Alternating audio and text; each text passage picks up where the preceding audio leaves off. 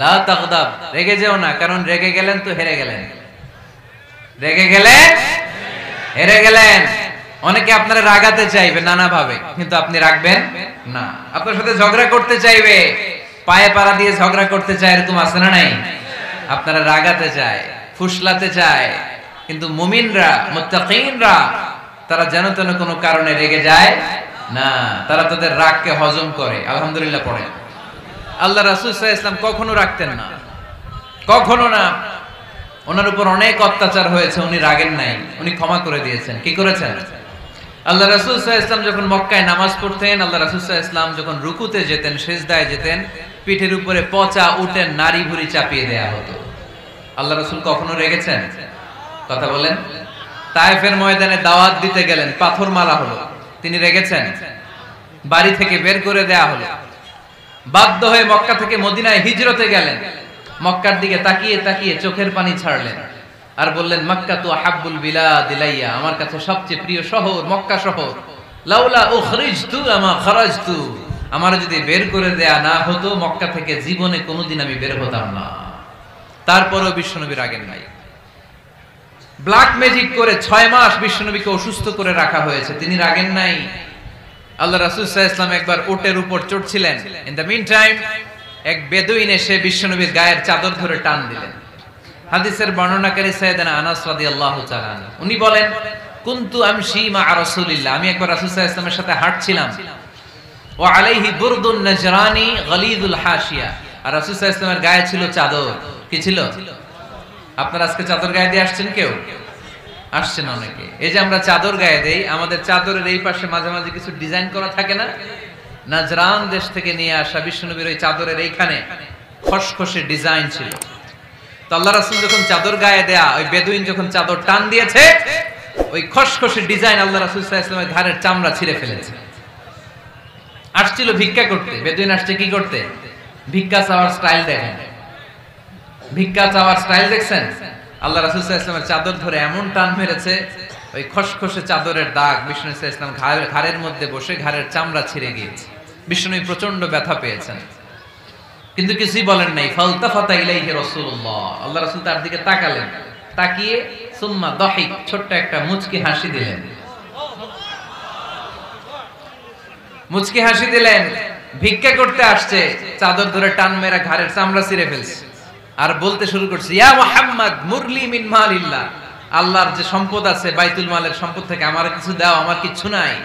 আল্লাহ রাসূল সাল্লাল্লাহু আলাইহি ওয়াসাল্লাম ফাদাহিক, একটা মুচকি হাসি দিলেন, দিয়ে সে যা চেয়েছে তার হাতে সেটা উঠিয়ে দিলেন। চিল্লায় পড়েন সুবহানাল্লাহ। তার মানে আমার নবী সহজে রাখতেন না। ওনার গায়ের উপর, দেহের উপর অত্যাচার করা হলে বিষ্ণু সাল্লাল্লাহু আলাইহি ওয়াসাল্লাম কখনো রাগেন নাই। মারা হয়েছে, পাথর মেরে রক্তাক্ত করা হয়েছে, পিটানো হয়েছে, আল্লাহ রাসূল সাল্লাল্লাহু আলাইহি ওয়াসাল্লাম কখনো রাগেন নাই। তবে আল্লাহর জমিনে আল্লাহর বিধান লঙ্ঘিত হওয়া মাত্রই বিষ্ণু সাল্লাল্লাহু আলাইহি ওয়াসাল্লাম রেগে যেতেন। পড়েন আল্লাহু আকবার। আল্লাহর বিধান লঙ্ঘিত হতে দিতেন না। যেই লোকটা নামাজ পড়া অবস্থায় উটের পচা নাড়ি ভুঁড়ি চাপিয়ে দিলে রাগেন না, যাকে পাথর মারা হলে রাগেন না, চাদর ধরে টেনে গায়ের চামড়া ছিঁড়ে ফেললে রাগেন না, ওই ব্যক্তিটা আল্লাহর জমিনে আল্লাহর আইনের বিরুদ্ধে কথা বললে রেগে যেতেন। কারণ এটা আল্লাহর আইন, আল্লাহর আইনে সবাই সমান, এখানে উঁচু নিচু, there is no difference between black and white, between upper and lower, between the richer section of the society and poorer section of the society, between the prime minister, between the member of the parliament and the factory worker, rickshaw puller. Everyone is totally equal, 100% equal in the eyes of Quran and Islam. চিল্লায় বলেন ঠিক কি না? আল্লাহর চোখে সবাই সমান। ওইখানে প্রধানমন্ত্রী নাই, ওইখানে প্রেসিডেন্ট নাই, ওইখানে এমপি নাই, ওইখানে রিকশাওয়ালা আর প্রধানমন্ত্রী আর প্রেসিডেন্ট এক কাতারে দাঁড়িয়ে আল্লাহর সিজদা দেয়। চিল্লায় বলেন ঠিক কি না? নিজেকে আক্রমণ করা হলে রাখতেন না, কিন্তু আল্লাহর জমিনে আল্লাহর বিধান লঙ্ঘিত হলে আল্লাহ রাসূল রেগে যেতেন। মদিনাতে এক মেয়ে চুরিতে ধরা পড়ল। চুরি করলে কি করতে হয়? আস-সারিকু ওয়াস-সারিকাতু ফাকতাউ আইদিয়াহুমা। বাংলাদেশে হাত কাটে, কি করে? জেলে দেয়। আর কি করে? হ্যাঁ, জরিমানা,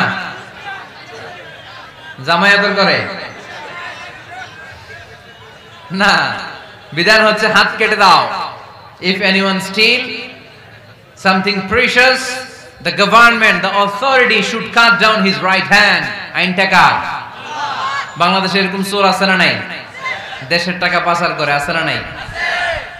হাজার হাজার টাকা কুচি কুচি করে বগুড়ার এক পানির মধ্যে, খালের মধ্যে দেখলাম। আহা, জনগণ খেতে পায় না আর মানুষ টাকা কুচি করে জঙ্গলে ফেলে দিয়ে আসে। এগুলো কত বড় টাকা! একটা চোর, ওকে ধরে যদি হাত কেটে টেলিভিশনে প্রচার করে দেয়া হতো, 17 কোটি মানুষ যদি দেখতো, এদেশে আর চোর খুঁজে পাওয়া যেত না। বনু মখজুমিয়া গোত্রের এক নারী চুরিতে ধরা পড়ল। সাহাবীরা যে বললে, ইয়া রাসূলুল্লাহ, অনেক বংশীয় মেয়ে, আপনি হাত কেটে দিয়েন না, মাফ করে দেন। কি করেন? আল্লাহ রাসূল সাল্লাল্লাহু আলাইহি ওয়াসাল্লামের চেহারাটা আগুনের গোলার মতো লাল হয়ে গেল, রেগে গেলেন। আল্লাহ রাসূল বললেন, এত বড় সাহস পেলে কোত্থেকে? এটা আল্লাহর আইন। চিল্লায় বলো, কার আইন? লাউ কানাত ফাতিমা বিনতি মুহাম্মদ সারাকাত লাকাতা মুহাম্মাদুন ইয়াদাহা। আরে বনু মখজুমিয়া গোত্রের মেয়ে তো দূরের কথা, আমার কলিজার টুকরা ফাতেমাও যদি চুরিতে ধরা পড়তো, আমি ফাতেমার ডান হাত কেটে দিতে 1 সেকেন্ডও দেরি করতাম না। কারণ বিধানটা কার? এত মাইর দেয়া হলো বিশ্বনবীকে, এত অত্যাচার করা হলো, তিনি রেগে যেতেন না। কিন্তু আল্লাহর জমিনে আল্লাহর বিধান লঙ্ঘিত হলে তিনি রেগে যেতেন, ঠিক কিনা? এজন্য আমাদের রাগটাও হতে হবে এমন, অপ্রয়োজনে আমরা রাখবো না। কিন্তু আল্লাহর জমিনে আল্লাহর বিধান যদি লঙ্ঘিত হয়, দুর্বলের উপর যদি সবলের অত্যাচার হয়, সমাজে যদি বিশৃঙ্খলা তৈরি হয়, তখন মুমিন রাগান্বিত হবে, বজ্র কণ্ঠে গর্জে উঠবে, চিল্লায় বলেন ঠিক কিনা? এছাড়া মুমিন রাগকে নিয়ন্ত্রণ করে। এটা মুত্তাকিদের বৈশিষ্ট্য।